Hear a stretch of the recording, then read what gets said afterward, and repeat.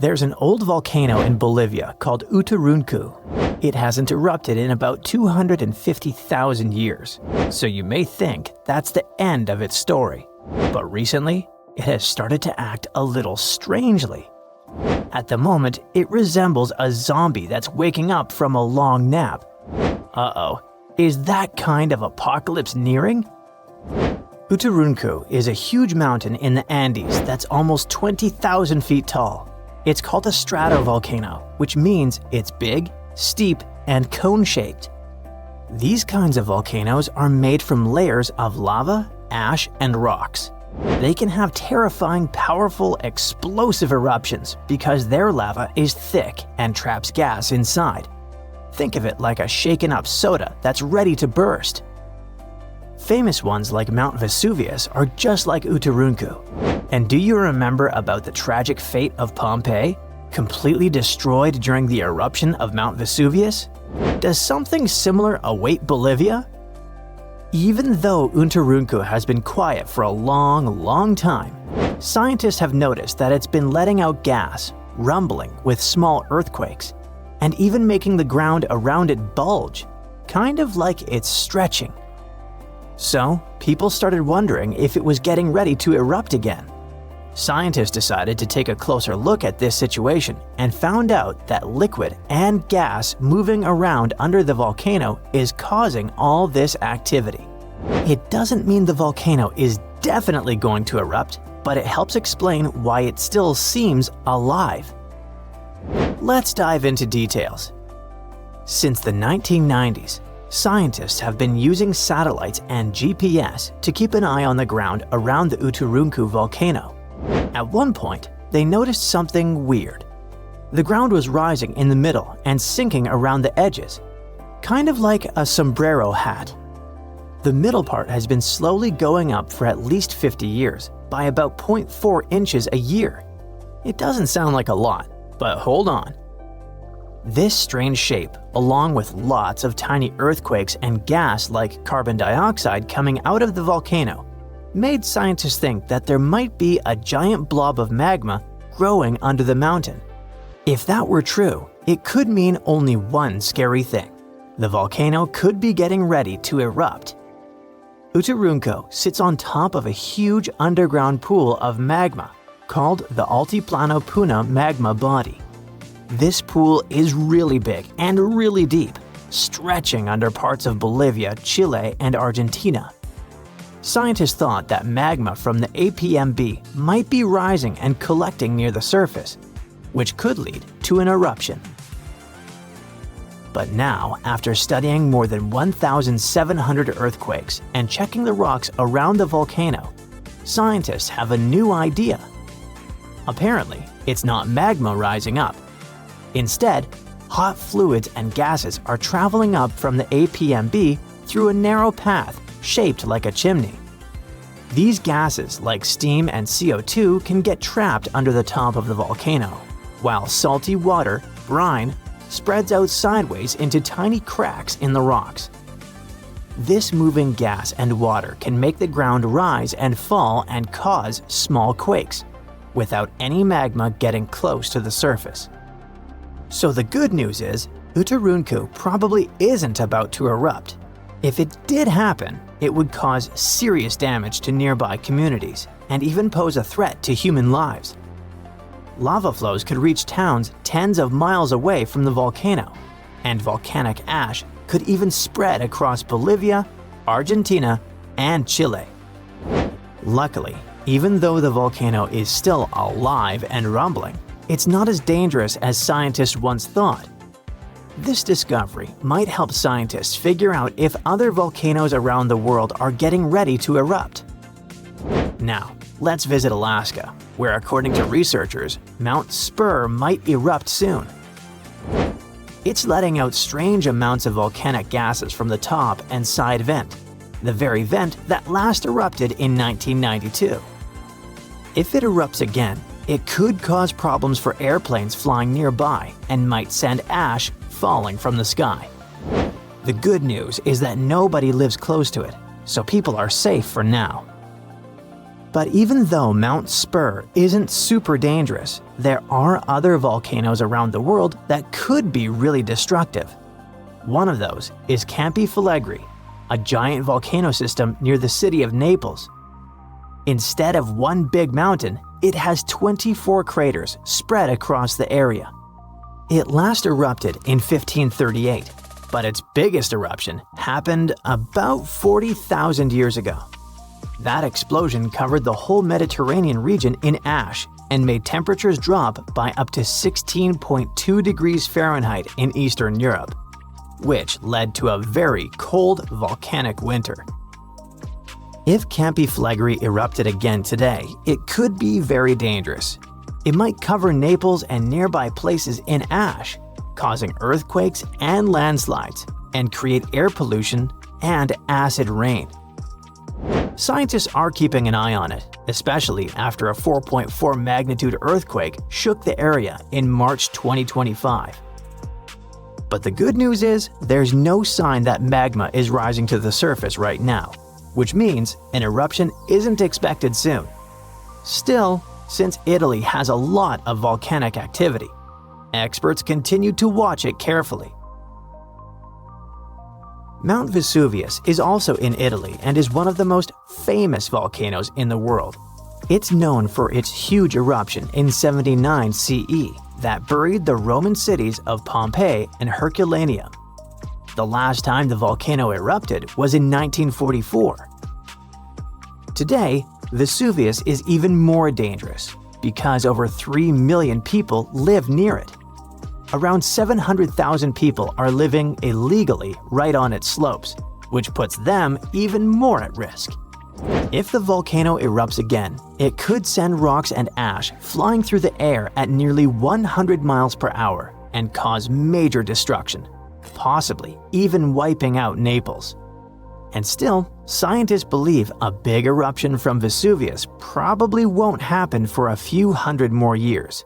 But since it's still an active volcano, researchers continue to monitor it. Cumbre Vieja is a volcano on the island of La Palma, which is part of the Canary Islands. It last erupted in 2021.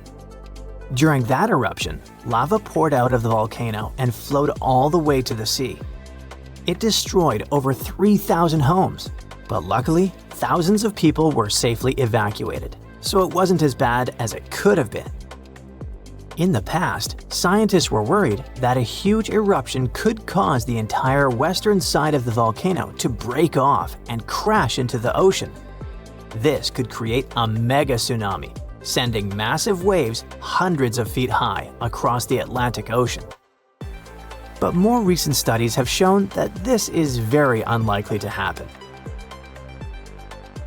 Mount St. Helens is a volcano in Washington State in the United States.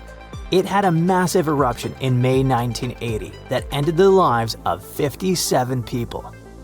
That eruption also caused the biggest landslide ever recorded.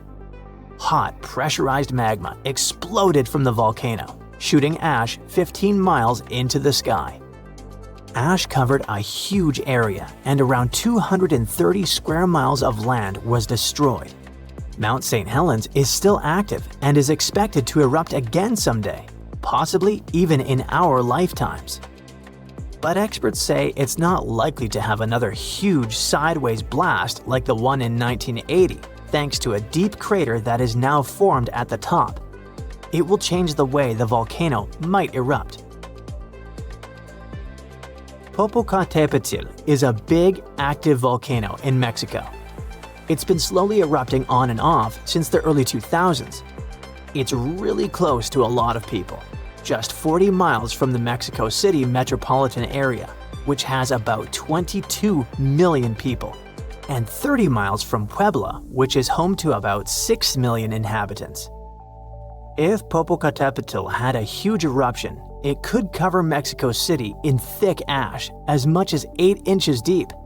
That ash could block drains, mess up the water, and even stop the electricity from working. Even worse, fast-moving lava and super hot flows, called pyroclastic flows, could rush down the mountain and destroy towns nearby. The volcano was quiet for 50 years, but now it rumbles and shakes pretty often. There have been over a dozen small eruptions, including some as recent as February 2024. Some nearby places got covered in ash, but scientists say this isn't too surprising, and they're keeping a close eye on it. Oh boy, scientists predict a volcanic eruption that is likely to be one of the most destructive in the history of our species.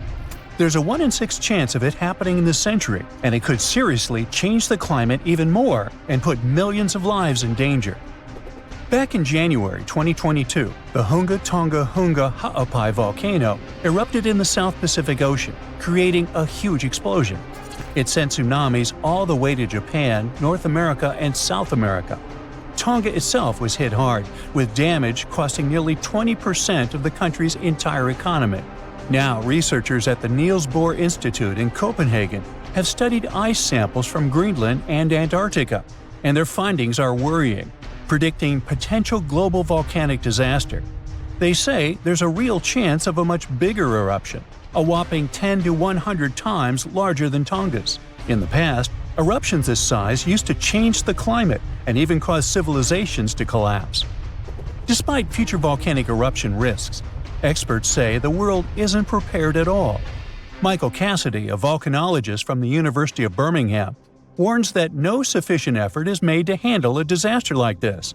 He says that NASA and other space agencies spend billions on asteroid defense. At the same time, a volcanic supereruption is way more likely than an asteroid impact. And right now, there's no global plan for dealing with a massive eruption, even though it's likely to be far more destructive. The last magnitude 7 eruption happened in 1815 at Mount Tambora in Indonesia. Then, thousands of people lost their lives in just a few days. The disaster also disrupted weather and caused food shortages worldwide, affecting millions. That eruption was the biggest in recorded history. It blasted a massive cloud of particles into the sky. Those particles blocked sunlight, cooled the planet, and caused worldwide chaos. The year after the eruption became known as the Year Without a Summer. Temperatures plummeted, crops failed, famine spread, and a cholera pandemic broke out, leading to tens of thousands of lost lives. A shocking fact, the eruption may have even inspired Mary Shelley to write Frankenstein while stuck indoors during the unusually cold summer of 1816 in Switzerland. Now, since then, many volcanoes have erupted, but none have matched Tambora's scale. Now, over 200 years later, scientists warn that there's a new supervolcano threat. Another massive eruption could be on the way, and the world might not be ready for it. So, while scientists seriously discuss the likelihood of the next volcanic eruption, experts are calling for urgent action to prepare before it's too late. So the thing is, a massive volcanic eruption today could be even more devastating than the Year Without a Summer. Unlike back then, we're already dealing with all kinds of weather changes and a more fragile global system, which could make the effects even worse.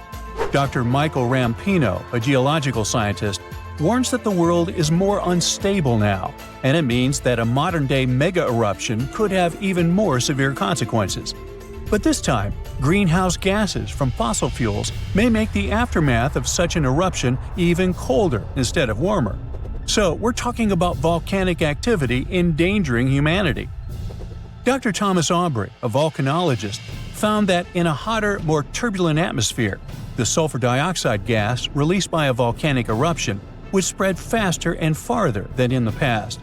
This gas forms sulfate aerosols, which reflect sunlight and cause global cooling. Because these tiny particles would be more evenly distributed, they'd have a stronger cooling effect than in 1815. Another atmospheric scientist at Cambridge explains that the size of these airborne particles matters. It affects how they absorb sunlight, and in a future warmer climate, an eruption could make the surface cooling stronger by 15%. At the same time, there are still many unknowns. Scientists from the University of Geneva say that we're only beginning to understand the full impacts of such an event. It's also difficult to precisely estimate future volcanic eruption risks, since we have very little data on older eruptions. So, to understand past volcanic activity, researchers analyze ice cores from Greenland and Antarctica, as well as ancient tree rings. Those act as historical records of weather changes. These measurements suggest that several eruptions in the past few thousand years temporarily cooled the planet by about 2 to 2.5 degrees Fahrenheit. One of the most catastrophic examples is the 1257 Somalis eruption in Indonesia, which was so powerful that it likely triggered the Little Ice Age. It was a period of global cooling that lasted for hundreds of years. More recently, the 1991 Mount Pinatubo eruption in the Philippines slightly cooled Earth for a few years. Because this eruption happened in the satellite era, scientists were able to measure exactly how much sulfur dioxide was released and how it affected the atmosphere. But even with modern tools like satellites and seismic instruments, scientists still have difficult times forecasting the next big volcanic eruption.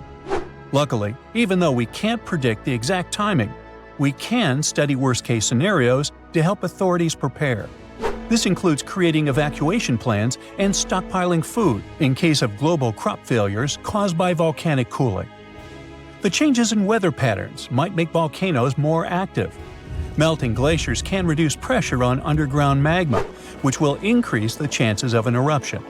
Plus, more extreme rainfall, which is becoming more and more common, can seep into volcanic cracks and cause powerful steam-driven explosions. It can affect both active and dormant volcanoes. Because of these risks, researchers are now mapping volcanoes that are the most vulnerable to climate change. Their studies show that the highest supervolcano threat comes from such areas as Iceland, Chile, and Indonesia. Those are places where glaciers are melting quickly or rainfall is increasing dramatically. A 2022 study found that 716 volcanoes worldwide, that's about 58% of all known active above-ground volcanoes, could be triggered by extreme rainfall, increasing the likelihood of another mini ice age. Now let's get back to that Hunga Tonga Hunga Ha'apai eruption that occurred on January 15, 2022. Scientists have confirmed that it created the highest plume ever recorded. The volcano, located underwater in the South Pacific, sent an ash cloud 187,000 feet high.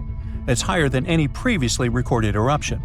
What makes this eruption even more remarkable is that it was the first to ever reach the mesosphere. It's the third layer of Earth's atmosphere. The mesosphere begins at about 160,000 feet above Earth, where meteors start burning up and creating shooting stars. To measure the plume's height, researchers from the University of Oxford and RAL Space used data from 3 geostationary weather satellites. Before this, the record for the highest volcanic plume was held by Mount Pinatubo's 1991 eruption in the Philippines, which reached 131,000 feet high.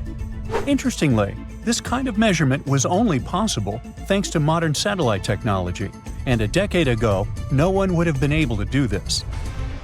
Another volcano we should mention in relation to a potential global volcanic disaster is located on Iceland's Reykjanes Peninsula. Its latest eruption happened in November of 2024, leading to evacuations in nearby areas. The eruption began just after 11 p.m. with little warning. The volcano released orange lava from a nearly 2-mile-long fissure. Authorities ordered evacuations for about 50 homes and guests staying at the Blue Lagoon Spa Resort, a popular tourist destination southwest of Reykjavik. While air travel was not affected, officials still warned of potentially dangerous gas emissions spreading across parts of the peninsula, including the nearby town of Grindavik. Grindavik, home to 3,800 residents, has repeatedly witnessed volcanic activity, and past eruptions even damaged its infrastructure and forced evacuations. For example, in August 2024, a 2.5-mile-long crack opened at the Sunthunkangigar crater near Grindavik. It led authorities declaring a state of emergency as lava flowed in multiple directions. Fortunately, Iceland's meteorological office reported that the latest eruption was significantly smaller than the one in August. Geophysics experts conducted aerial surveys and figured out that the situation appeared less intense than the previous eruptions. These days, Grindavik is not at risk, but the possibility of further developments cannot be ruled out. Scientists predict more volcanic eruptions. Frankenstein, unreasonably cold weather, and tons of lava. What do these things have in common? They all trace their origins back to Mount Tambora. This volcano in Indonesia had such a massive impact that the aftermath could be felt in Switzerland even a year later. And these spots are thousands of miles apart. Soon, we might be facing something similar again. Stick around because I'm about to reveal the exact spot where the next eruption is expected to happen in 2025.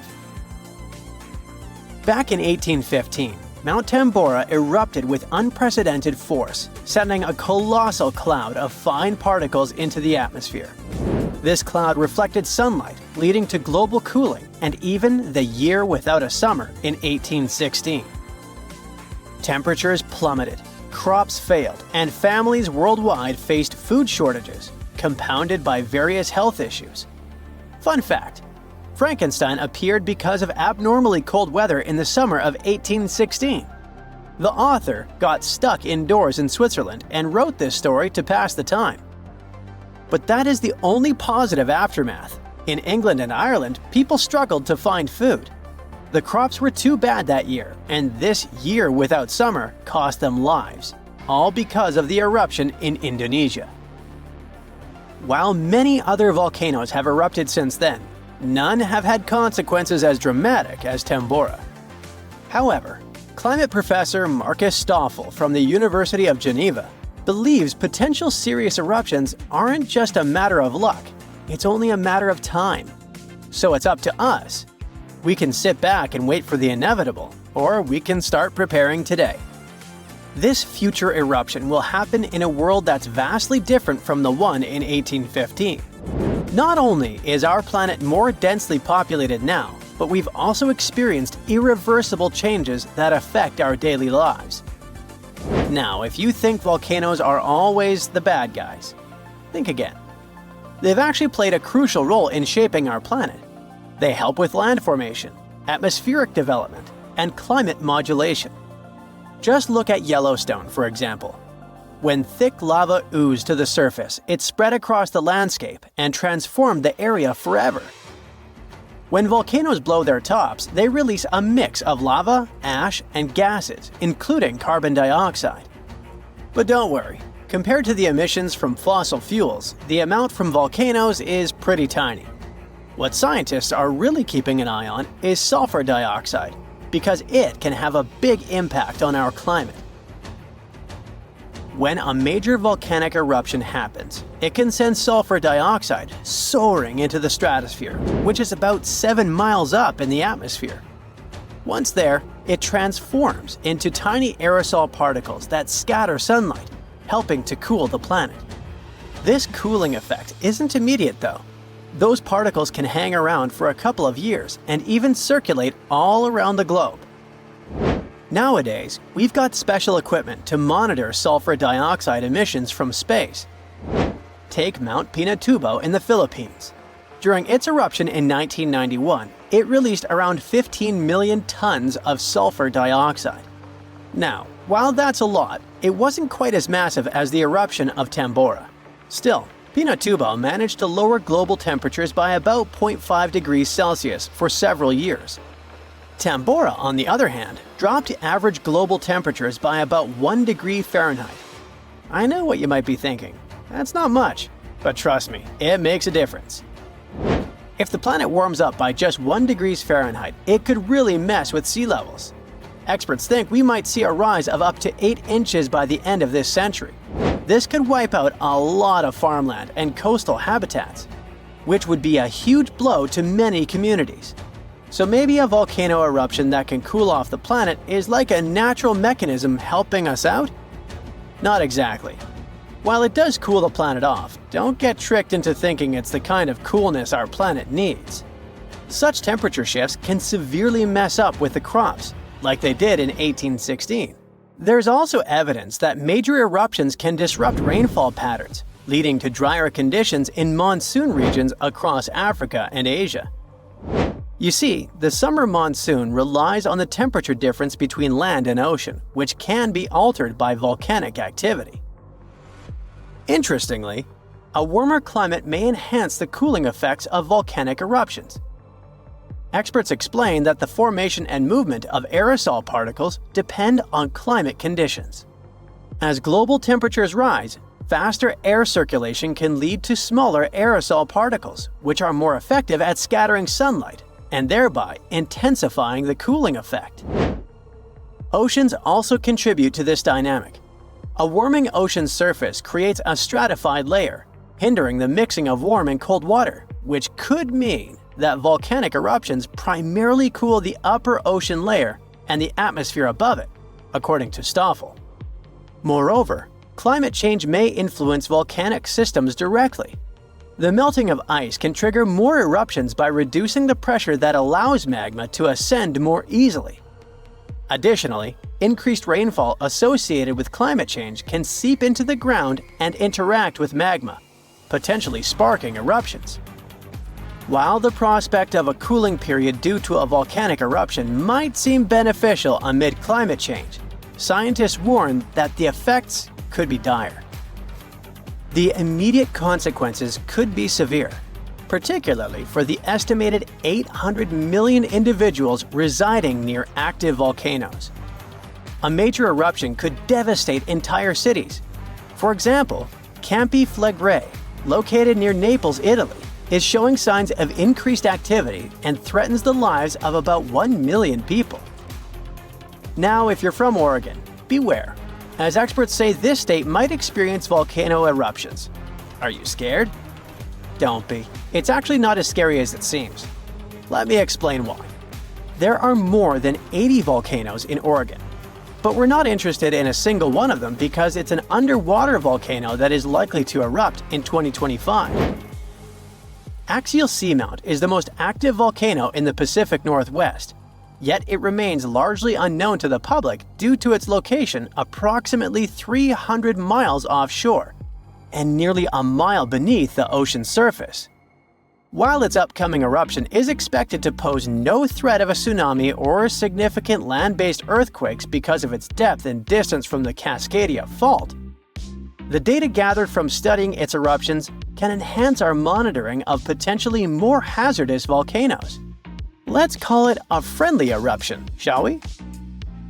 In reality, predicting eruptions is a complex endeavor. We often encounter alarming headlines, such as, "Yellowstone is about to erupt." Should we take these claims seriously? Not really. Yes, Yellowstone sits atop an active supervolcano that has experienced 3 major explosive eruptions in the past 2.1 million years. The last eruption occurred approximately 70,000 years ago, with the most significant explosion taking place around 631,000 years ago, forming the massive Yellowstone caldera. Naturally, many people are curious about whether Yellowstone will erupt again and when that might happen. Fortunately, scientists are employing new techniques to delve into these questions. A recent study suggests that Yellowstone is unlikely to experience another major eruption anytime soon. The reason is that the magma beneath the park is divided into a network of separate chambers. While there is a substantial amount of magma present, it's not sufficiently interconnected to support an eruption. Previous studies proposed that the existence of a massive layer of magma beneath Yellowstone, but these latest findings change that notion.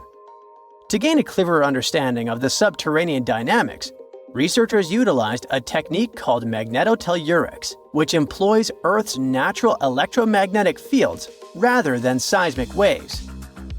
Since magma is a good conductor of electricity, this method is particularly effective for mapping molten rock and comprehending underground activity in volcanically active regions. By using magnetotellurics, scientists created a detailed map of the magma under Yellowstone, enabling them to make more informed predictions about future eruptions. But what will happen if an eruption similar to Mount Tambora occurs? By and large, there will be huge climate chaos. Yeah, the best scientists are looking for the solution should it really happen, but they don't have it yet. So technically, we're not ready for the second Mount Tambora. But for now, we're pretty much safe. No major eruptions are predicted. Whew! The ground suddenly starts shaking. Clouds of gas start forming in the sky, making it dark during broad daylight. Bits of the ground start swelling, lifting, and even collapsing. These are the telltale signs of a volcano that is bound to erupt. And this is what could easily happen again with Mount Spur. It's only about 75 miles from Anchorage, one of Alaska's busiest cities. More than half of the population of the northernmost state of the US live there. There's also a huge amount of air cargo that passes through its international airport daily.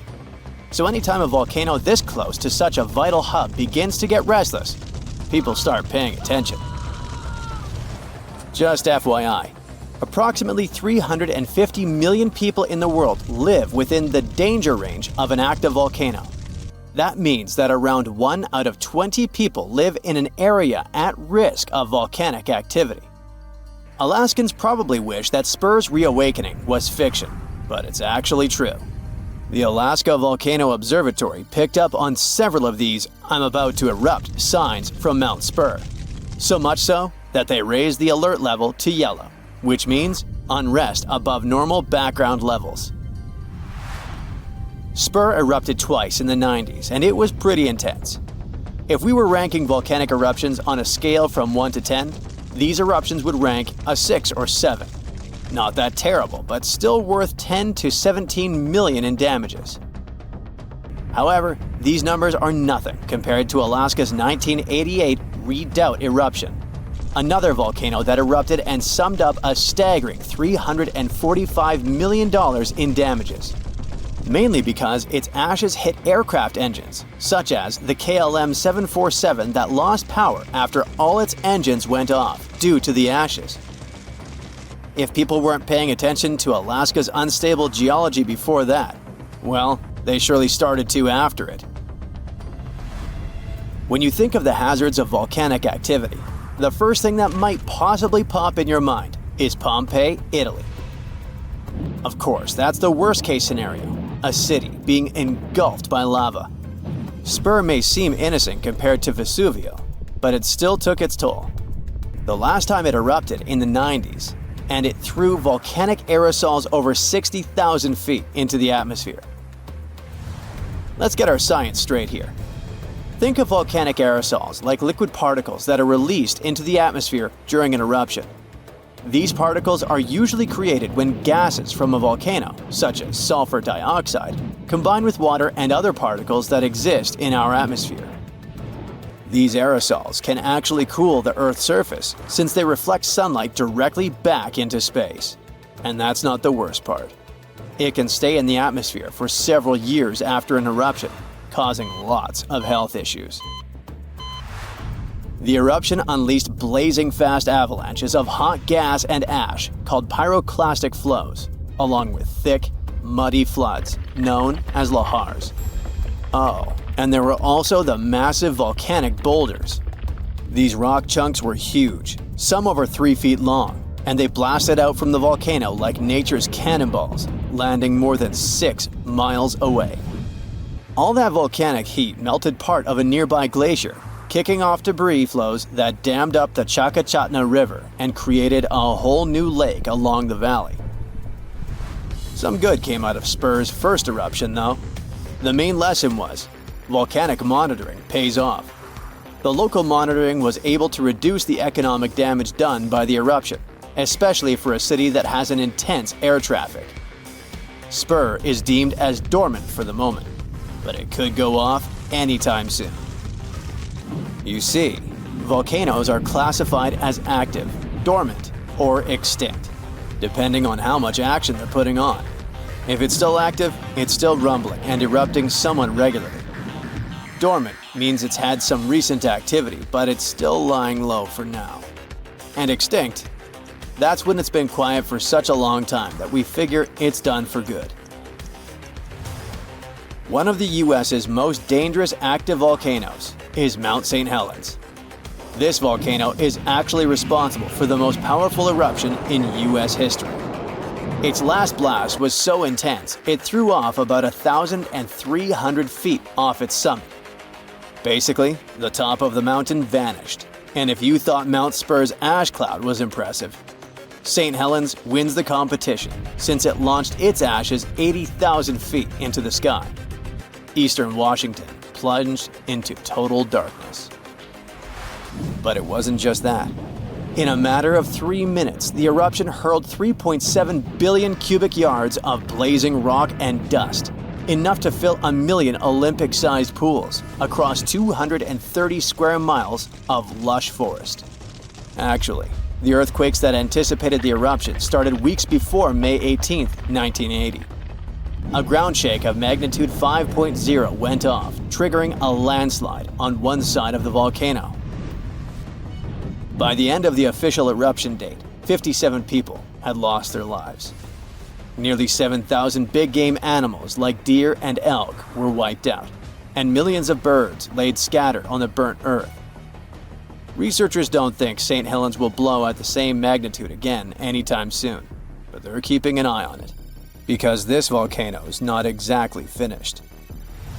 By the way, the word volcano comes from the Roman name Vulcan, which was the Roman deity of fire, and they often happen at the meeting point of tectonic plates, which are the pieces of the Earth's surface that fit together like a jigsaw puzzle. The so-called Ring of Fire, located in the Pacific Ocean, is the world's danger zone when it comes to volcanoes. It contains between 750 and 915 active volcanoes. The largest volcano located in the Ring of Fire, also the largest active volcano in the world, is the Mauna Loa. It's over 13,000 feet high, and it's located in Hawaii. Researchers say that Mauna Loa has been erupting for at least 700,000 years. Its most recent eruption began on the 27th of November 2022, and it lasted until December 13th. It's been quiet since the 80s until it decided to wake up again. Thanks to constant monitoring by the Hawaiian Volcano Observatory, it didn't cause any casualties when it last erupted. Scientists have been investing big time on volcanic monitoring, not only to reduce economic hazards, but also to save lives.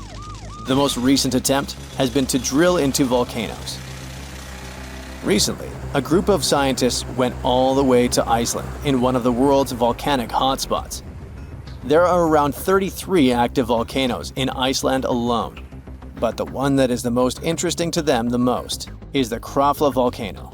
The Krafla has erupted around 30 times in the last 1,000 years, and its most recent eruption was in the mid-1980s. The project, named Krafla Magma Testbed, or KMT for short, is hoping to advance the understanding of how magma behaves underground. The main advantage of this drilling research is predicting the risk of eruptions, but it can also help to push geothermal energy forward. I mean, can you imagine having electricity that is run by the limitless source of volcano power? The KMT team will begin drilling holes deep into volcanic ground in 2027. They're aiming at reaching over a mile into the ground. After all, it's different to monitor lava activity when it's on the surface than when it is still below ground. This will allow researchers to listen to the pulse of the Earth, according to them. They're saying this research is as revolutionary as the first time man went to the moon. Oh, and speaking of that, I was shocked to discover that volcanoes exist all throughout the solar system. Yep, other planets and moons have volcanoes too. The largest volcano in our solar system is Olympus Mons on Mars. It's a shield volcano, much like the ones that make up the Hawaiian Islands. It's about 370 miles wide. If we transported it all the way back to Earth, it would almost occupy all of Poland. Yikes.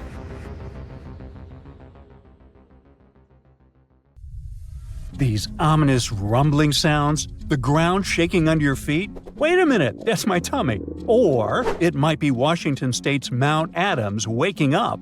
It's the largest volcano in the state by both area and volume, and it's recently started to show signs of life after staying silent for thousands of years. Scientists have noticed an alarming uptick in seismic activity around the mountain. And since the last eruption here happened between 3,800 and 7,600 years ago, humanity was still in the Stone Age at that time. This sudden chattiness has scientists, let's say, curious. The U.S. Geological Survey has hurriedly installed temporary seismic stations around Mount Adams to keep an eye on the situation. At the same time, they reassure the public there's no need to panic. Mount Adams doesn't reach the height of the better-known Mount Rainier, and still it covers a massive area, making it Washington's largest active volcano. Interestingly, records show that before September of this year, Mount Adams had experienced an average of just one small earthquake every 2 to 3 years since 1982. And then, the Cascades Volcano Observatory and the Pacific Northwest Seismic Network detected a staggering 6 earthquakes in just 1 month, September. These quakes were all rather tiny, with magnitudes ranging between 0.9 and 2 on the Richter scale. It means they were so weak you wouldn't feel them at the surface. Plus, satellite imagery confirmed there was no ground deformation in the area. Now, at the moment, the USGS keeps Mount Adams' alert level at green or normal, so we shouldn't worry about the ground opening and swallowing towns and cities. But the most recent seismic blips have encouraged the agency to install additional equipment for more precise monitoring. Such an expanded network will help scientists notice even the smallest earthquakes, which will help them understand what's happening under Mount Adams. This extra equipment might also shed light on whether this recent activity is a signal of future eruptions or just a random anomaly. If Mount Adams eventually erupted, it would likely produce slow-moving lava flows rather than explosive eruptions like Mount St. Helens. After all, past eruptions have only led to lava flows that travel just a few miles from the volcano, so that's not what we'd need to worry about. A much more dangerous thing would be lahars. These are mud flows that can happen when volcanic ash, rock, and melted ice mix during eruptions. Lahars have occurred near Mount Adams without even eruptions. Rock, weakened by hydrothermal processes at the volcano's summit, suddenly broke loose, creating fast-moving, destructive mud flows. Exactly for this reason, the USGS categorizes Mount Adams as a high-threat volcano. While it doesn't erupt frequently, it still poses serious risks to nearby settlements. Another volcano we should carefully watch is Katla in Iceland. It's one of the country's most powerful and dangerous volcanoes. It last erupted over a century ago in 1918, but if it erupts again, it could be 10 times as powerful as another Icelandic volcano whose name I can't pronounce. See? That one erupted in 2010, completely disrupting air travel all over Europe. An eruption of Katla could release large amounts of sulfur dioxide, which could form sulfate aerosols in the atmosphere. Such aerosols reflect sunlight, which could even cause temporary global cooling. This phenomenon often followed catastrophic volcanic eruptions in the past. Although eruptions are common in Iceland, Katla's ash cloud would likely shoot higher into the sky and cover larger areas of Europe than that other one did. It would ground flights and negatively affect economies. If Katla erupted, it would also harm agriculture, water supplies, and air quality. In 2014, scientists noted that a large eruption could even cause a tsunami that might travel along Iceland's south coast and out to sea. But the potential impact of such a tsunami is still unclear. Katla tends to erupt on a regular schedule every 40 to 80 years, which means that another eruption is statistically very likely soon. That's why Katla remains under close scientific observation. The Canary Islands' Cumbre Vieja erupted recently in 2021, reminding people of its destructive potential. The lava flow from this eruption was devastating. It covered whole neighborhoods and flowed into the ocean, destroying more than 3,000 homes. Thousands of people had to be evacuated. But the craziest thing? Even though the damage was significant, scientists believe it could have been far worse. A massive eruption of Cumbre Vieja could have caused the volcano's entire western flank to collapse into the Atlantic Ocean, triggering a mega tsunami. This hypothetical tsunami could have potentially created waves hundreds or even thousands of feet high. They could have flooded coastlines around the Atlantic Basin, including parts of the US and Europe. Luckily, recent studies claim that a collapse of that scale is unlikely. But even though the chance of a mega tsunami is low, scientists still think it's wise to prepare for possible eruptions because there's a chance of extensive damage. The lava flows that occur at this volcano tend to be extensive and dangerous to both human life and the infrastructure on the island. If you decide to travel to Ecuador, you should be wary of Cotopaxi, one of the most active volcanoes in this country. It's been rumbling with minor eruptions since 2022. While these eruptions have been relatively small, Cotopaxi has a great potential for a major eruption, and it has scientists on high alert. If Cotopaxi erupted on a large scale, it could produce a massive ash cloud over 12 miles high, threatening the lives of around 200,000 people in the neighboring area. A serious danger is Cotopaxi's snow-capped summit. It would melt super rapidly in a major eruption. It could lead to destructive floods and landslides that would flow down the mountain and potentially reach populated areas. This combination of volcanic activity and glacial floods makes Cotopaxi a high-risk volcano. A powerful eruption could occur soon, or it could be years or even decades away. But monitoring efforts are in place to catch any warning signs. The next volcano we should watch out for is already infamous, Mount Vesuvius. Its catastrophic eruption in 79 CE destroyed the Roman cities of Pompeii and Herculaneum. Its last eruption occurred in 1944, but Vesuvius remains highly active and poses a great risk to nearby Naples, one of Italy's largest cities. A large eruption would threaten over 3 million people. Many of them live in the vicinity or even directly on the slopes of the volcano. If Vesuvius erupted, it would be an explosive event, with ash, rocks, and volcanic gas ejected at extremely high speeds. And even though such a destructive event isn't expected for a few hundred years, Vesuvius remains one of the world's most closely watched volcanoes. After all, it has a real potential to cause catastrophic damage in a densely populated area. Then we have Popocatépetl, often called El Popo. It's one of North America's tallest active volcanoes, which lies about 40 miles from Mexico City. Exactly this proximity to a metropolitan area with a population of 22 million people makes Popocatépetl especially hazardous. A large eruption could send a massive ash cloud over Mexico City, causing widespread disruptions. Ash could clog the city's drainage systems, contaminate water supplies, and even cause power outages by short-circuiting electrical systems. Plus, lahars could rush down the volcano, reaching nearby towns. Popocatépetl has been showing near-constant seismic activity since the early 2000s, and smaller eruptions are pretty common here. In early 2024, there were 13 recorded minor eruptions, which alarmed nearby towns. At the same time, volcanologists consider such eruptions normal for Popocatépetl. While talking about super dangerous volcanoes, we can't skip Yellowstone National Park. It houses one of the world's largest supervolcanoes. Its last massive eruption occurred about 640,000 years ago. But if this monster were to erupt today, the impact would be much more devastating for the entire planet. States closest to Yellowstone, including Montana, Idaho, and Wyoming, would be most affected, likely experiencing disastrous pyroclastic flows. These flows, which are made of a dangerous mix of lava, ash, and gases, can obliterate everything in their path. Large parts of the country would also be blanketed in volcanic ash, over 3 feet in some areas. On a global scale, an eruption at Yellowstone would send tons of ash and gases into the stratosphere, potentially blocking sunlight and causing global temperatures to drop for a few years.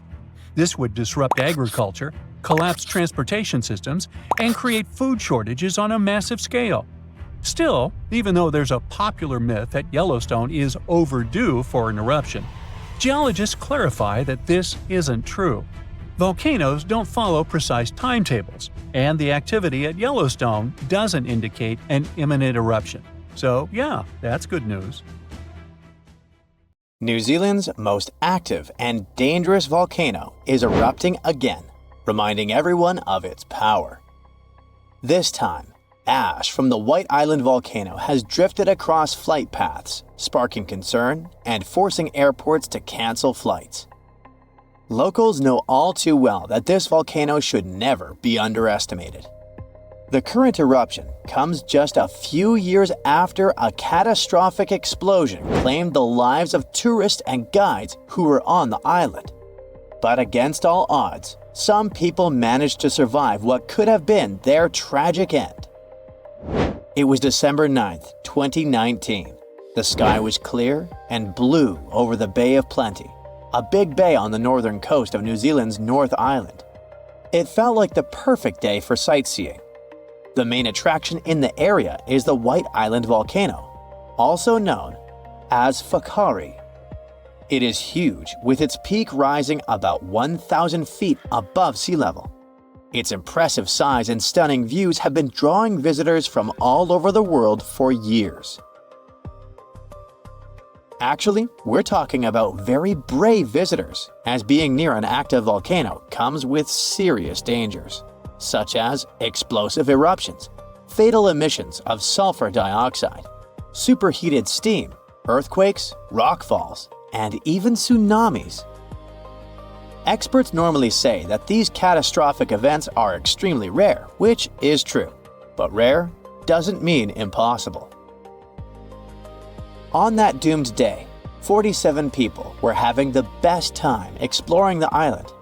Little did they know that everything was about to change at exactly 2:11 that afternoon when the volcano erupted.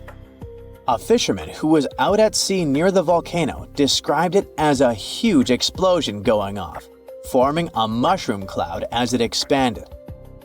Photos taken from a distance and satellite images show that a thick white cloud filled the sky a couple of moments after the eruption. Authorities then issued an alert about a moderate volcanic eruption, warning people living near the volcano to stay inside and close their windows and doors to prevent ash from coming in. But the authorities' nightmare truly began when they checked cameras on the island and saw what appeared to be people going inside the crater just 1 minute before the eruption. Right at that moment, they knew they had to launch an urgent rescue operation. Time was running out, and every second counted. The people were in serious danger. 7 rescue helicopters were sent to the scene with paramedics on board. They managed to find the first survivors, and 7 of them were seriously hurt. At around 5 in the morning the next day, officials announced that 23 people had been rescued from the island. They knew more people were still trapped there, but rescue teams could not communicate with any of them. And there was something even more worrying in the back of their minds: the risk and fear that a second eruption might happen at any moment. Recovery efforts during that week were really challenging due to ongoing seismic and volcanic activity. Heavy rain, low visibility, and toxic gases made things even tougher for the teams on the ground. Unfortunately, 22 people lost their lives in this tragedy, either due to the explosion or from their injuries. Those who survived tell heroic stories about that day. One of the survivors was from Sydney and was only 19 years old when he went on a family trip to New Zealand. The itinerary included a visit to the famous White Island volcano. He said that his tour group, including his family members, was caught in a relatively flat and open area on their walk down from the crater when the volcano erupted. Then he was thrown over a mound by the force of the eruption before curling up in the fetal position, covering his head with his hands. He felt like he was being hammered by a sandstorm, like in movies where characters can't see a few feet in front of them. Once the eruption clouds lifted, the island returned to the clear day it had been before, except everything was covered in gray ash. That was when he saw his father struggling to breathe. He remembers spending about 20 minutes thinking about what he could do, even though he was feeling unbearable pain. With hope of survival, he gathered all his strength to get up and seek help. Eventually, he managed to reach the pier where he was rescued and taken to a hospital. He spent 8 days in intensive care and, like a hero, managed to survive. Unfortunately, he never saw his family again. Along with other survivors, this young man was one of those who sought justice after the incident. According to him, he wasn't given any indication of dangers before going on the trip, and only had a short safety briefing that day with no emergency plans in place. This brings us to an important question regarding this tragedy. How could no one have predicted what was going to happen? Were they all really caught by surprise? To answer these questions, we need to understand a bit about the nature of volcanoes and how they behave. So, New Zealand is situated on two tectonic plates. These plates are always moving very slowly, and what happens there, specifically, is that the Pacific Plate slides under the Indo-Australian Plate. The problem is that when this subduction or sliding process happens, it can create deep trenches. As the edge of the denser plate moves down, the pressure and temperature around it go up. This causes changes in the plate that melt the rock above it, and that melted rock can rise and come through a volcano. This geological process has helped shape the beauty of New Zealand with its rugged terrain and stunning mountain landscape, but it can also be destructive. There are several active volcanoes in the country, and White Island is just one of them. Eruptions like the one that happened in 2019 have been occurring for tens of millions of years. White Island volcano is a stratovolcano, which means it has that classic cone shape like Stromboli in the Mediterranean or Mount St. Helens in Washington. It's also part of the Ring of Fire, a region filled with volcanoes that surrounds the Pacific Ocean. What makes this area so dangerous is the molten rock or magma hiding underneath these volcanoes. This magma is usually thick and filled with gas, which can lead to powerful and explosive eruptions. According to specialists, the eruption on White Island was likely a steam eruption. Stratovolcanoes often have many cracks that let water in. When this water meets hot magma, it turns into superheated steam that usually escapes through vents. If these vents get blocked, pressure builds up, which can lead to an explosive eruption that blasts steam, hot ash, and rock into the air. The thing with steam eruptions is that they're considered relatively small eruptions, but still fatal if you get too close. And it's precisely because they're small that they become very hard to predict. They can strike without warning, catching everyone off guard and turning a seemingly calm day into a life-threatening situation in an instant. So, about that day in 2019. Yep, the volcano really surprised the tourists and their guides, but we need to clarify one thing. About a month earlier, experts did notice an increase in toxic sulfur dioxide coming from the volcano. They raised the danger alert to level 2, which stands for moderate to heightened volcanic unrest. But what happened was that, back then, it was still pretty common for tour operators to keep running their tours, even with a level 2 alert. Unfortunately, the country learned the hard way that volcano tourism can be really dangerous, and White Island has been off limits since then. I mean, you can't get too close anymore, going there by boat or helicopter. But for those with a taste for adventure, scenic flights are still an option, allowing you to catch a glimpse of the volcano from a safe distance. Our planet's biggest and meanest supervolcanoes are waking up. When they erupt, you'll surely notice it, even if you live thousands of miles away from the epicenter. Scientists are worried we might not have enough time to prepare and deal with the consequences of a supereruption. There's some volcanic activity close to the Italian city of Naples. And no, it has nothing to do with the famous Mount Vesuvius, but with another volcano. This one is harder to see as it doesn't have a tall peak like Vesuvius. But don't let this bad guy trick you. It could be way more dangerous than its giant neighbor. It does have a huge crater that's about 8 miles wide. This volcano is called Campi Flegrei, and it's actually one of the largest volcanoes in Europe, sitting under the town of Pasquale. So, Campi Flegrei erupted 39,000 years ago with a bang so massive it spread ash across the whole Mediterranean region. It also caused the temperature to drop by over 16 degrees Fahrenheit across Eastern Europe. It was the biggest volcanic eruption in Europe in 200,000 years. Since then, Campi Flegrei has had smaller eruptions, and the last one happened in 1538. Now the area is full of small craters, hot springs, and bubbling pools, and they're all proof that this volcano is still very much alive and brewing something. Since the early 2000s, the ground in the giant crater and the town nearby have been slowly rising by about 1 to 1.5 inches every year. There were at least 150 earthquakes that shook this supervolcano lately. In May 2024, there was a 4.4 magnitude in the area, the biggest in the last 40 years. Residents had to leave their homes and camp outside, fearing there would be more earthquakes. No one knows how Campi Flegrei is going to behave in the following months or years, but the authorities are organizing evacuation exercises to prepare the population just in case. The Italian volcano looks like an innocent kitten compared to the real giants like Yellowstone. For a volcano to deserve the title of a super one, it must be able to produce catastrophic-scale eruptions and eject huge amounts of magma, ash, and volcanic gases. The Yellowstone giant meets these criteria. Even though it moves from time to time, the Yellowstone supervolcano hasn't erupted for 640,000 years. But when it does wake up, it might erupt with incredible power, about the same amount as 10 huge nuclear power stations can produce. Under the ground, beneath Yellowstone, there's a super hot area full of molten rock called magma. As more magma moves into a big space called a magma chamber, the ground above starts to swell or rise. When the magma cools down, the ground falls.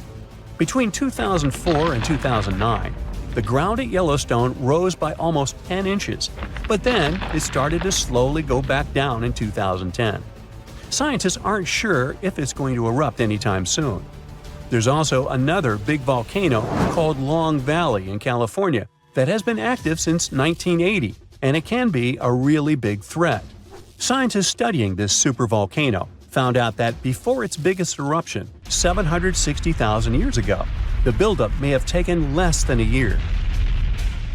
Now, that's bad news, because a supervolcano eruption can have a huge effect on the world, like the eruption of the Toba volcano in Sumatra around 74,000 years ago. It became the biggest volcanic eruption the Earth had seen in 28 million years. It covered parts of Indonesia, India, and the Indian Ocean with a thick layer of volcanic debris, almost like a 6-inch blanket. The amount of rock it spewed out was like stacking nearly 3 million Empire State Buildings. The giant crater it left behind can still be seen from space. All the ash and gases shot up into the air and blocked some of the sunlight. It caused a volcanic winter that lasted about 6 to 10 years. Some scientists think this eruption might have even affected early humans. Around the time Toba erupted, the human population took a sharp dip, and there were far fewer people. Some say this is why all modern humans come from a small group of survivors. According to the Toba catastrophe theory, most early humans in Europe and Asia didn't survive the cold and harsh climate after the eruption, but a lucky group lived through all that in Africa. Not all scientists agree with this idea, and some archaeological and climate records show a different story. Another volcano that changed the world in a big way was Mount Tambora in 1815. The next year went down in history as the year without a summer. It was cold and rainy, and there was snow and frost even in the middle of summer, especially in Europe and North America. This happened because the volcano sent out a lot of sulfur dioxide into the sky, which spread all over the world and made the planet colder. When Tambora erupted, it caused huge tsunamis that smashed homes and took the lives of around 10,000 people. Afterward, about 80,000 more people passed away because of the consequences the eruption had caused in the world. The cold weather ruined crops, so food became really expensive. And because horses were the main way people traveled, the cost of oats that they ate went way up too. Some people even think this led to the invention of the bicycle in 1817 as a new way to get around. The eruption made the Earth colder for about 3 years. Now, even though the Tambora eruption was so powerful, Krakatoa, another volcano in Indonesia, stole the show when it erupted in 1883. It was just easier to spread information about it through telegrams and photos. Its final blast was the loudest recorded sound in history, and people could hear it on 10% of the entire Earth's surface. The eruption started a tsunami with waves about half as tall as the Statue of Liberty. Now, if we only had 12 months to prepare for a supervolcano eruption, it would be really hard to store enough food and get ready. But don't panic just yet. Supervolcano eruptions are very rare, and the last one happened 26,500 years ago in New Zealand. Scientists think that a super eruption happens once every 100,000 years on average. But the sad part here is that the Earth doesn't follow a perfect timeline. There could be clusters of super eruptions with shorter gaps between them and then longer quiet periods.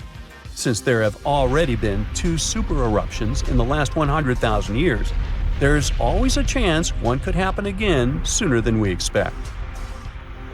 Plus, although there are places like Yellowstone and Long Valley where we expect volcanoes to erupt, there are less obvious possible hotspots. In Chile, there's a volcano called Laguna del Maule that has erupted in the past and left behind a huge crater. Over the last 20 years, the ground there has been swelling really fast, rising up to almost 1 foot a year. Some people are worried that this could be a sign of a big eruption coming. But scientists say there's not enough magma yet to cause a super eruption. In Bolivia, the Juturancu volcano is also acting up.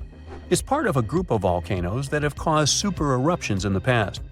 Since the 1960s, the ground around Juturancu has been lifting, but the last eruption was 250,000 years ago.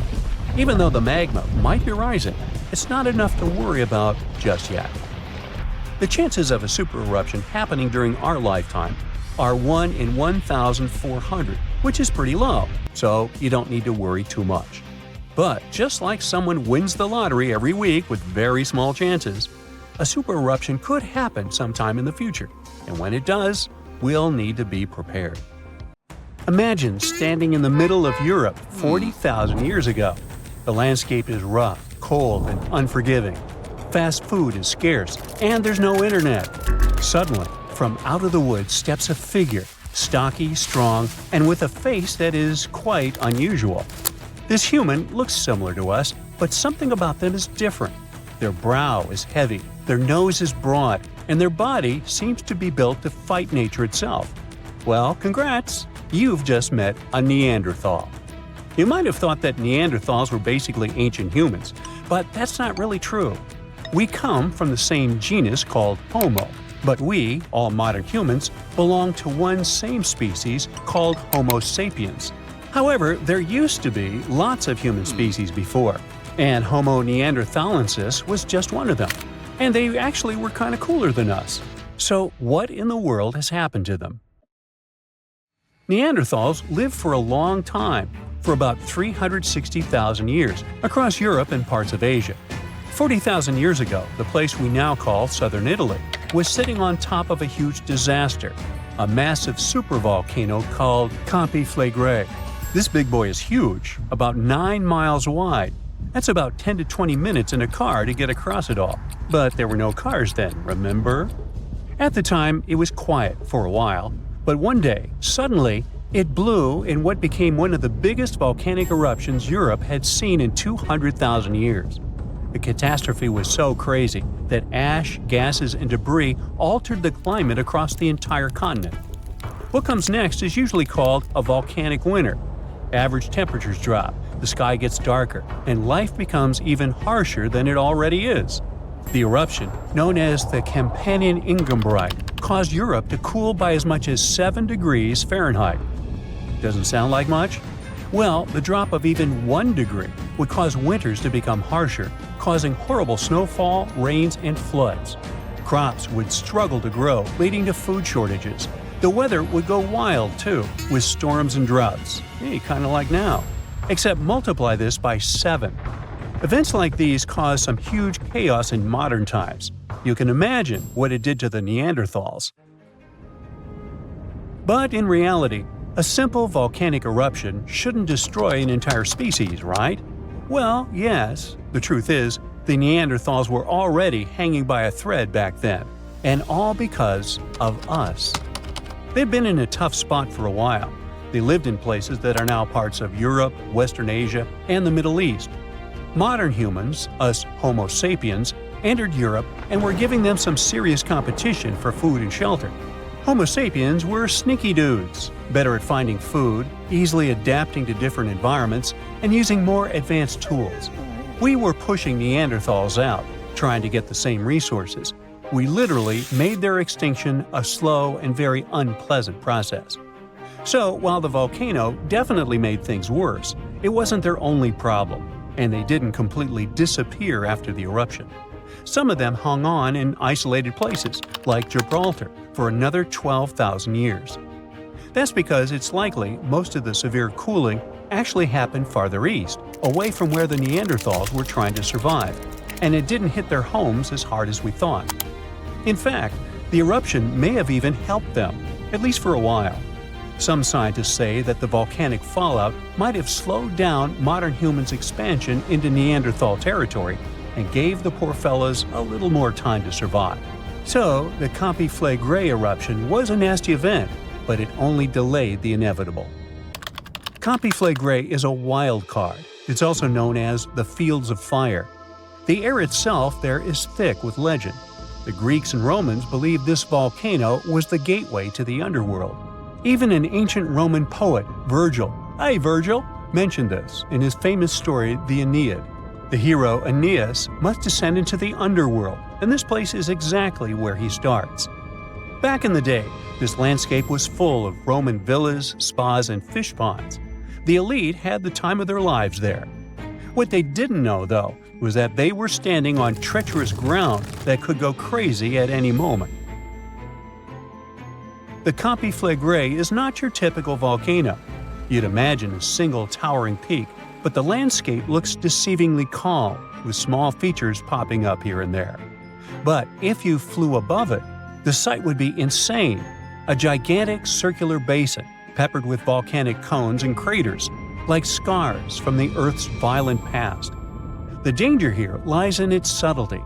The ground beneath your feet is constantly shifting, even when you don't notice it. Every so often, the land rises, only to sink again, sometimes by several feet, as magma or gas moves beneath the surface. It's incredibly creepy. The risk is almost invisible. The Campiflagre is a massive depression formed by two colossal volcanic eruptions. One of them was the one that cooked Neanderthals, and another happened 15,000 years ago.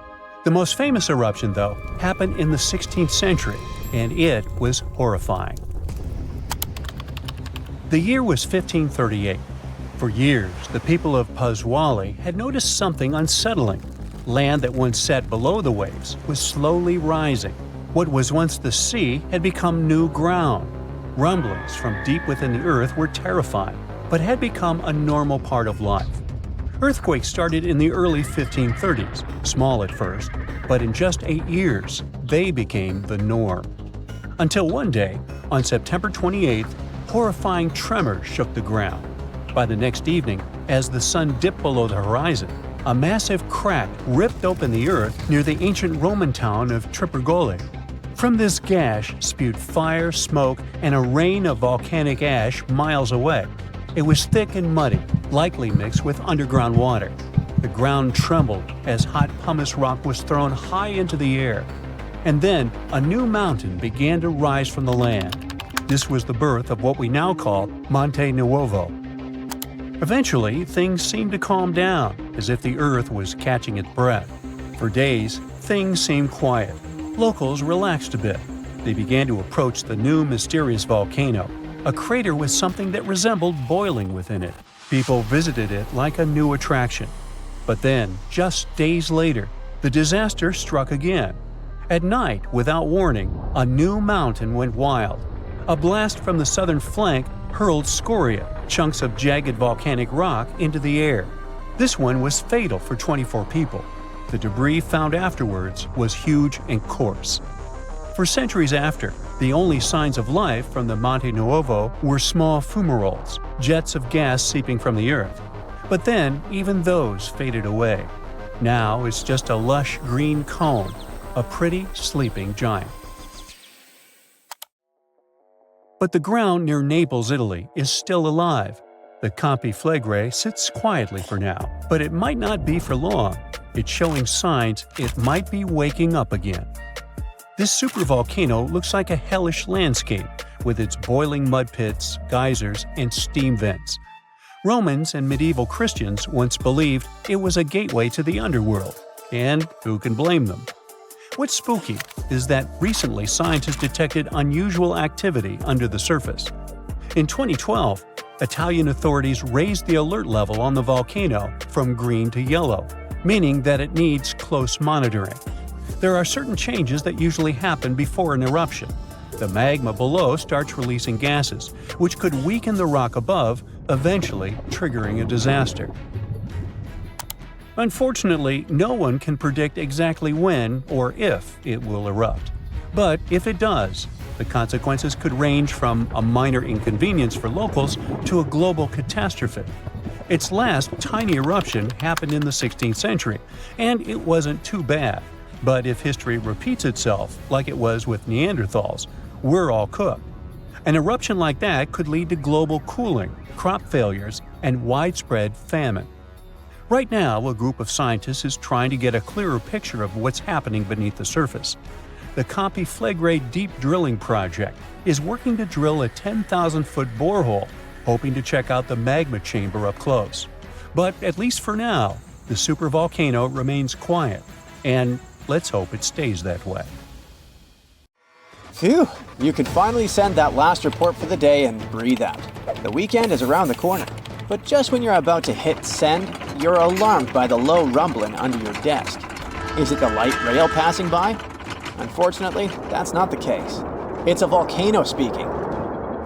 What, here? In Arizona? That's right, the ground keeps shifting under Arizona, reminding us that Earth is alive. No panic though. Let's arm ourselves with some context. 20 American states have extinct, active, and dormant, currently sleeping, volcanoes. Among such states, you can find California, New Mexico, Nevada, Utah, and Colorado. On the bright side, Arizona's volcanoes are dormant at the moment, but it doesn't mean they won't go off in the near or not so near future.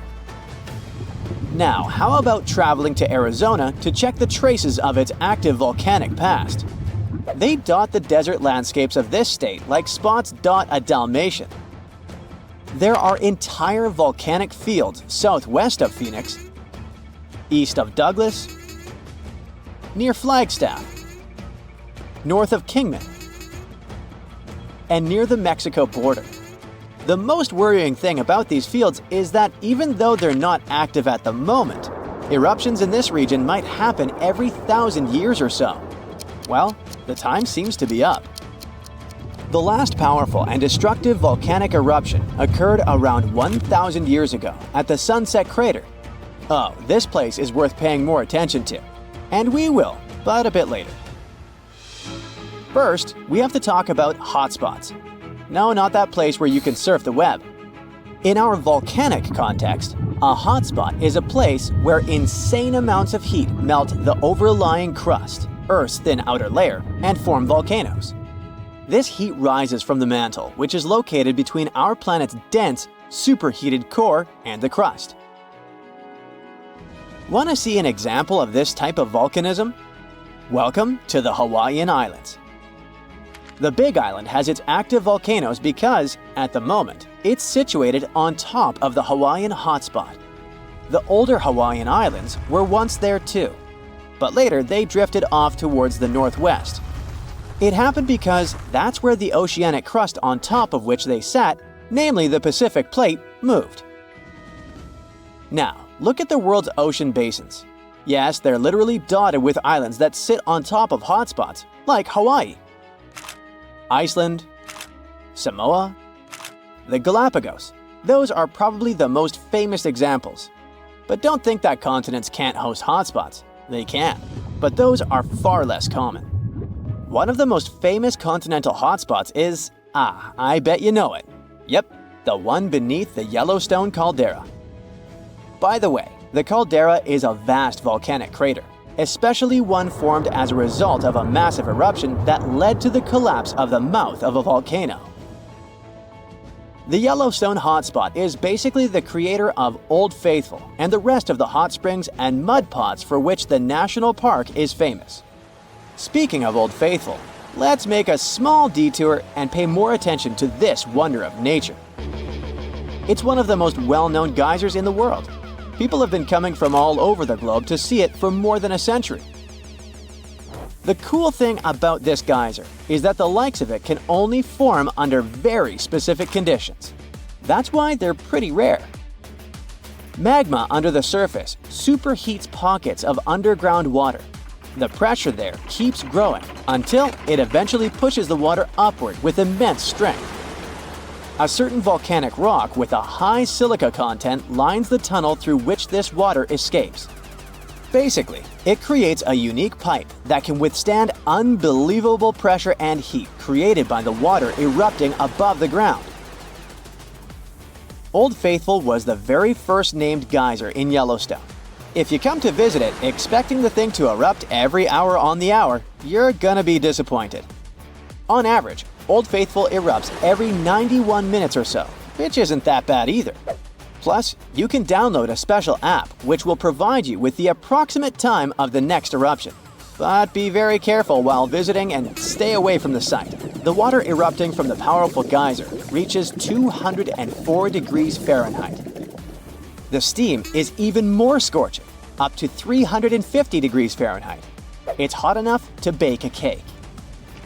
But let's get back to our volcanic hotspots. Scientists still don't clearly understand why there aren't many hotspot volcanoes on continental crust. One reason might be that the continental crust is much thicker than the oceanic crust, which is about 4 times as thick on average. Another reason could be that most of Earth's crust, about 2/3 of it, is oceanic. This means that there's less continental crust for hotspots to form under. Now, I bet those of you living in Arizona will appreciate the following info. We'll talk about a volcanic field right in the heart of this state, the San Francisco Volcanic Field. That's a massive area filled with over 600 volcanoes. Yes, they're mostly small, but it doesn't make them any less impressive. They're scattered across 1,800 square miles in northern Arizona, a giant territory. Interestingly, scientists are still debating about whether this volcanic field is actually sitting on top of a hotspot. But one thing they agree upon, the volcanoes in this area get younger as you move east. And this pattern matches up with the North American plate moving west over what could be a stationary hotspot beneath the surface of our planet. Cool, huh? The volcanic hullabaloo in that area started around 6 million years ago. So, in geological terms, it's relatively young. As for the most recent eruption, it happened less than 1,000 years ago. The Sunset Crater, which I mentioned before, the one near Flagstaff, is the most famous vent from that eruption. The Sinagua people had to leave their homes at Wupatki Pueblo because of the eruption. That site is now part of the Wupatki National Monument. There, you can see how people lived in this volcanic region many years ago. If you go to explore this area, you'll notice that most of the volcanoes there are basalt cinder cones, small and steep. The Colorado Plateau has quite dry weather conditions. That's why the volcanoes haven't worn down much. Some of the best examples of those cones, like this one, called the SP crater, still look like they appeared yesterday. But look around. It's not just cinder cones. The San Francisco Volcanic Field also has a stratovolcano, as well as some lava domes that formed from volcanic rocks with more silica than basalt you can find in places like Hawaii. It means they're thicker and don't flow as easily. Anyway, the stratovolcano is going to be one of the most epic sights you'll come across while exploring this volcanic field. Well, not the stratovolcano itself, but the San Francisco peaks, the remains of that giant formation. They stand tall at more than 12,600 feet. That's 4.5 Burj Khalifas placed on top of one another. It makes the peaks some of the biggest landmarks in northern Arizona. They're not only stunning, but also sacred to the Native American people who have lived in the area for many generations. Now, unlike those super active volcanoes in Hawaii, the San Francisco volcanic field takes its time, thousands of years between eruptions. But you shouldn't relax just yet. Geologists say another eruption is likely to happen one day. It will probably occur in the remote eastern part of the field, away from big towns. Phew! And if that next eruption is anything like the one that formed Sunset Crater, it would be quite the show. Lava fountains and rivers of lava flowing. At the same time, the next eruption might not happen for centuries, maybe even millennia. Until then, the San Francisco volcanic field will remain a hidden gem of volcanic history, waiting for its next fiery performance. The latest super eruption of Yellowstone occurred 640,000 years ago, and it was long before Homo sapiens saw the light of day. But we were around during another, no less devastating natural disaster. This super eruption took place on the island of Sumatra around 74,000 years ago. That's when an erupting supervolcano wreaked havoc on huge territories, sending up plumes of debris and ash that spread for thousands of miles and caused temperatures on the planet to plummet. The effects of this super eruption were visible as far away as southern Africa. Experts believe they could have impacted early humans there. By the time the volcano erupted, our ancestors had already been using stone tools and had likely known how to produce yarn. And some specialists even think that the Toba super eruption was so powerful it could push our ancestors to the brink of extinction. They claim that Toba might be the largest volcanic eruption to occur on Earth within the last 2 million years. The eruption disgorged so much pyroclastic rock it would be enough to cover the entire United States to the depth of a one-story house. About a third of that deposit piled up on northern Sumatra, while a lot more ended up beneath the floor of the Indian Ocean. The super eruption left an elliptical crater lake around 60 miles long. The caldera is so large it's hard to feel that you're indeed in a volcano. Pumice deposits from the eruption remain in the canyon walls and go deep below the ground. There aren't many arguments about the amount of pumice and ash involved in this disaster. At the same time, experts aren't sure how much sulfur ended up in the atmosphere. Even some sulfur layers in the polar ice could be potential candidates, but so far, scientists haven't found any connection between them and Toba. But let's get back to the dramatic impact the super eruption had on early humans. It turns out some not only survived but even thrived after this natural catastrophe, at least judging by the artifacts they made during and after the eruption. The disaster might not have posed a serious threat to those of our ancestors who took refuge along the coast. Genetic evidence hints that modern humans descend from a few thousand people that ventured out of Africa around 60,000 years ago. Why just a few thousand? According to some experts, the rest of our ancestors could have been devastated by the Toba eruption. After all, the supervolcano spewed out 1,000 cubic miles of dust and rock in a flash, leaving a scar in the ground that was dozens of miles wide. All that dust and sulfur Toba sent into the atmosphere potentially cooled the surface of our planet, which led to the appearance of glaciers and the lowering of Earth's sea levels.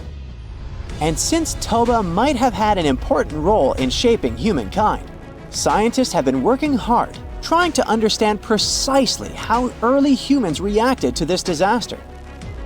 In 2011, several researchers found an enigmatic soil sample in South Africa's Pinnacle Point, an archaeological site overlooking the Indian Ocean. This sample contained some volcanic ash. After examining the layer, they found more than 400,000 artifacts left by early humans. Those ranged from heat-treated stone tools to signs of fire and animal bones. Based on this finding, the team suggested that early humans on the South African coast thrived after the eruption, living in that area for thousands of years and improving their tools. The region might have served as a refuge during and after the Toba eruption. A 2009 study suggested that the eruption could have lowered global temperatures by 14 degrees Fahrenheit. It would have made survival tough elsewhere in Africa. If there had been a volcanic winter, it wouldn't have been as cold along the coastline.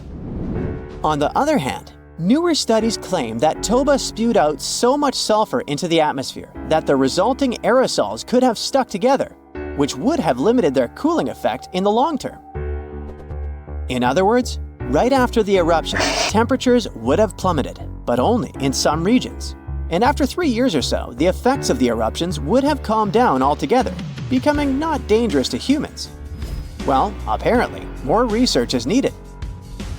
Meanwhile, let's figure out if we should watch out for any volcanoes these days. Last year, thousands of small earthquakes shook the ground near Iceland's Svartsengi geothermal power plant. Magma rose to the surface there, and now it has opened wide fractures slicing through the small town of Grindavik. The ground there is still swelling, and an eruption might happen with little notice. But of course, that's not all. Over the planet, 45 other volcanoes keep rumbling. For example, Italy's Vesuvius, that infamous thing that finished the city of Pompeii in 79 CE. Over the last 17,000 years, the volcano has experienced 8 explosive eruptions, followed by powerful pyroclastic flows, dense masses of super hot ash, lava fragments, and gases flowing at high speeds. The volcano's last eruption happened in 1944. Mount Rainier is one of the most dangerous volcanoes in the USA. Its high elevation, chemical composition, and proximity to Washington's Seattle and Tacoma suburbs, and the volcano's ability to produce massive pyroclastic flows make Mount Rainier a threat to consider. The heat from this volcano could potentially melt the ice and snow covering it, leading to rapid downstream flows of debris, mud, and rocks. The Novarupta volcano in Alaska's Katmai National Park and Reserve formed in a 1912 eruption, which was the world's largest in the 20th century. The volcano sent almost 7 cubic miles of ash and debris into the air.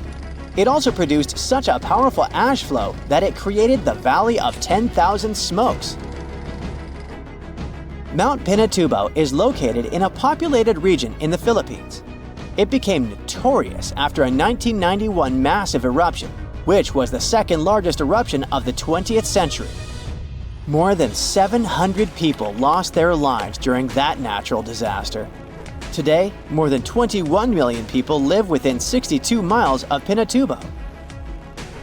Mount Agun, a continuously erupting volcano in Indonesia, had its last major eruption in 1963. It was one of the most tragic eruptions in the country's history. It lasted for 11 months, producing ashfall and pyroclastic flows that led to the loss of more than 1,000 lives and serious property damage. People saw ash plumes above the volcano throughout 2018, following the eruption in November 2017. Japan's Mount Fuji hasn't erupted since 1707. That year, a massive earthquake likely set it off. In 2014, experts warned that Fuji could be at risk of another eruption following the 9-magnitude earthquake that shook Japan in 2011. Experts believed the earthquake had raised pressure below Fuji. The eruption in 1707 sent so much ash and debris into the air that all this mass even reached Tokyo. Should Fuji erupt again, it would affect more than 25 million people in the surrounding areas. The eruption of Washington's Mount St. Helens in 1980 was one of the most destructive volcanic events in U.S. history. 57 people, as well as thousands of animals, lost their lives during that natural disaster. The eruption also destroyed around 200 square miles of forest. Experts think that Mount St. Helens' history of massive eruptions means that future catastrophes are bound to happen. The next explosive eruption might send large amounts of ash all over the Pacific Northwest. No wonder the volcano is under close monitoring. One of Indonesia's most active volcanoes, Mount Merapi, has been erupting for centuries. NASA claims that the biggest risk of this volcano is pyroclastic flows. which can spread over vast areas and harm loads of people. For the last time, Merapi erupted in January 2024, sending plumes of smoke into the air. These days, more than 24 million people live in the area surrounding this volcano.